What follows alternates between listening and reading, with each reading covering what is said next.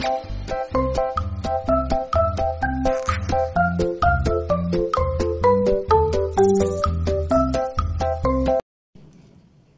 po.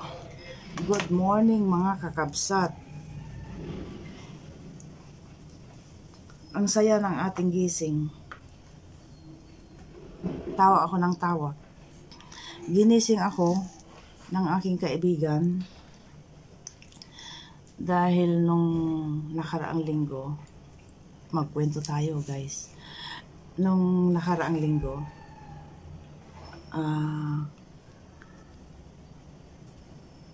nagkausap kami. Tapos hindi pa siya naniniwala noon na uuwi ako. Tapos nung isang araw, nag-post ako sa Facebook. Tapos ang status ko doon ay I'll be home for Christmas. Kaya sabi niya, ay totoo na ito Dahil parang public na yon, mababasa ng lahat. So yun, ay totoo sabi niya gano'n, na uuwi ka. So ayun, ginising nga niya ako. Tapos nagkwentuhan kami. Tapos napunta yung usapan sa mga nakaraan, yung mga time na palagi kaming magkasama. Second cousin ko siya at best friend na rin. Kung ano yung mga sikreto ng mga dalaga, mga ganon, yung paglalandi, paggagala, mga ganon. Tapos nung mga high school kami, elementary, naungkat yung mga usapang ganoon. At natanong ko sa kanya kung meron pa bang karitela, yung kabayo sa Pilipinas. Sabi niya, ay wala na Dahil nga po, nung umalis ako sa Pilipinas, 1989, can you imagine? 1989, makukwenta nyo guys, 1989, tapos 2025 na ngayon. So, ilan? 5, okay, ganoon, parang 35 years, gaya nga nang nasabi ko sa inyo, 35 going to 36 years na hindi tayo nakauwi, as you know, at naibabahagi ko palagi kong nababanggit, na yun na nga, 35 years na hindi tayo nakauwi. At yun, napunta yung usapan namin tungkol sa pamumuhay doon, at lahat-lahat na. At yun na nga, napunta yung usapan tungkol sa tanong ko na meron pa bang karitela. Alam niyo kung bakit ko natanong guys? Dahil nung mga high school pa kami,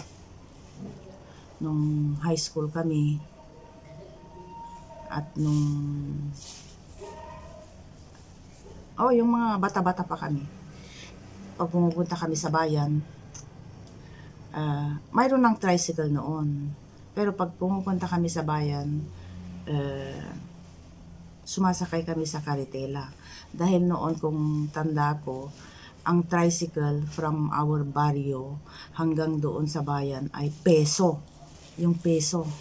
Imagine? Naabutan ko pa yun. Peso. Tapos, pag tricycle. Pag karitela ay 75. 7 peso. 75. Oo. Mas bababa ng 25 yung karitela. Kaya para makatipid kami, sumasakay kami sa karitela. Which is, kung naranasan yung sumakay ng karitela sa mga baryo-baryo noon, may enjoy mo. Hindi kaya nung tricycle na pag pumasok ka sa tricycle, yung bang maiipit kang gano'n, na hindi mo makikita yung mga view na dadaanan mo. So, yun na nga sa amin, mostly karitela ang sinasakyan namin. Bukod sa enjoy ka na, makakatipid ka pa ng 25, ganoon. 25. Oo, dahil 750. At minsan magkasama kami, dalawa kami. Ano yun? Anong ganap noon? Oo. Punta pala kami ng sa school noon. Oo, sa bayan. High school na kami noon. Tapos, sa amin kasi, pag nagbabaon kami. Nagbabaon kami ng kanin. Yun. Tapos sa bayan, bibili na kami ng ng ulam namin. para makatipid. Kung ano naman, nakaluwag-luwag ka, pwedeng hindi ka na magbaon ng kanin. Pwede kang bumili sa bayan. So, yun na nga. Nagbaon kami. Nagbaon ako ng kanin lang. Ganon ang karamihan doon para makatipid. Magbaon ka na ng kanin pag nasa high school. Magbaon ka na ng kanin. Tapos, bibili ka na ng ulam mo sa bayan. So, habang nasa ano kami, sa daan kami, at ang daan pa noon guys, bako-bako. Wala pang gaanong ispalto. Yung ispalto, sa may ano lang, pag nasa malapit ka na sa bayan, maganda ang daan doon. Pero pag nasa baryo ka, malayo yun, ang daan bako-bako. May ganon, may ganon. So, may possibility na pag hindi magaling yung yung driver ng karitela, matutumba, madidisgrasya. Pero karamihan namang nadidisgrasya o natutumba. Palagi maraming nangyayaring ganun na yung karitela dahil sa pangit nga ang daan, natutumba, gumaganon, tumatalsik, ganun. So, yun, ang nangyari nung araw na yun, tumalsik, natumba yung kabayo, guys. Tapos naka-uniform pa kami ng puti at yung paldang blue, yun ang uniform noon. Tapos natumba yung yung karitela. So, ma-imagine nyo na pag natumba yung karitelang ganon, bibihira naman yung madaganan ka or may mamamatay, wala, basta ganon lang. Tapos pag natumba pa, yung iba sisigaw, yung iba tatawa, mga ganun ba.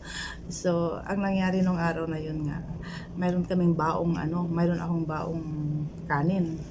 Ay, natapon, tapos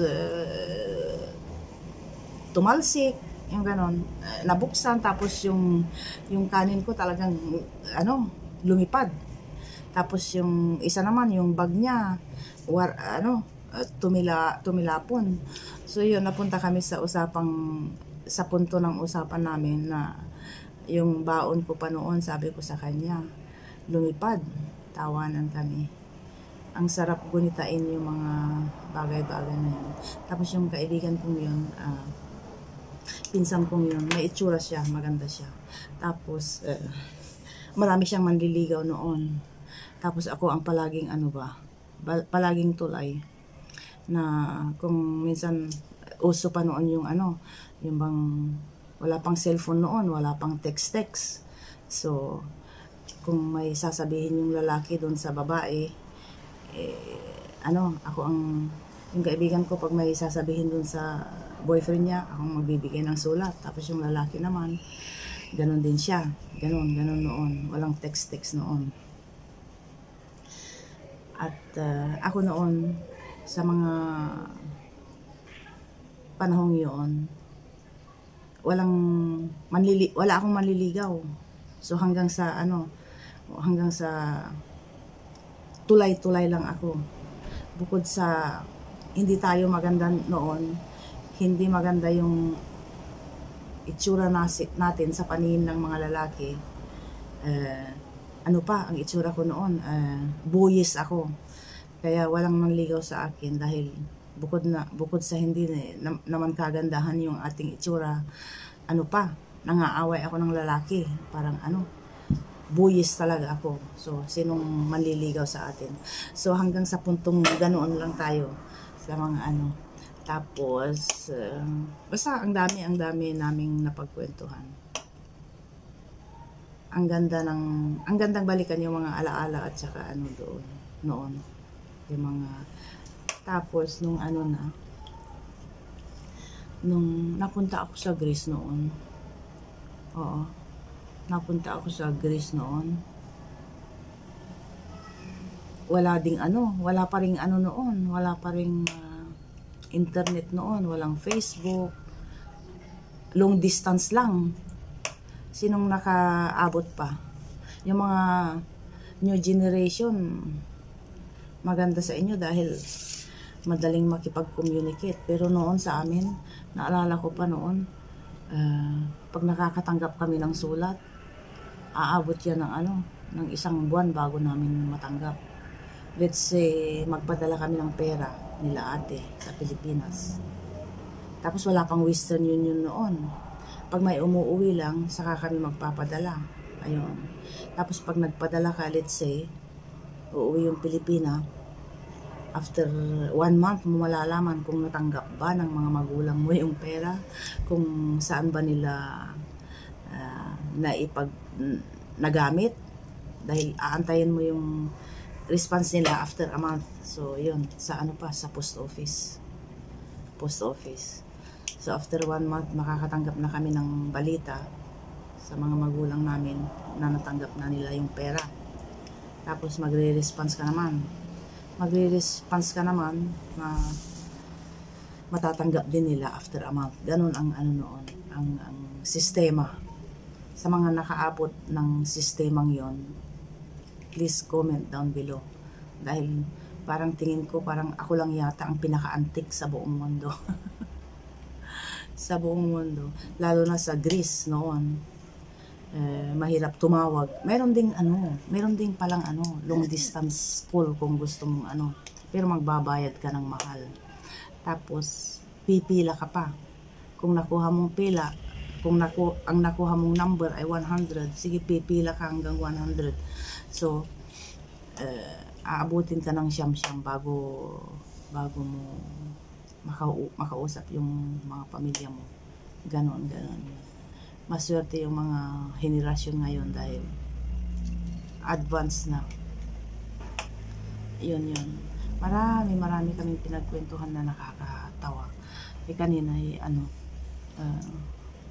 tulog pa ako. Tapos nung nag-umpisa na kaming nagkwentuhan, tawanan hanggang sa naihi ako.